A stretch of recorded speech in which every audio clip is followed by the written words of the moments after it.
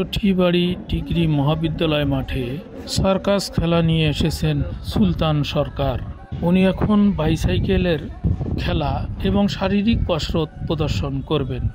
প্রচুর পরিমাণ বিনোদন প্রিয়সী মানুষ এখানে জড়ো হয়েছেন তার সার্কাস খেলা দেখার জন্য।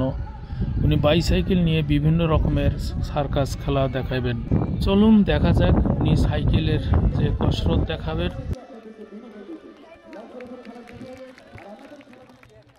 উনি একটি সাইকেলের উপর দাঁড়িয়ে আবার দুইটি সাইকেল দু কাঁধে নিয়েছেন, তার উপর আবার একটি ব্রেঞ্চ তুলে নিয়েছেন।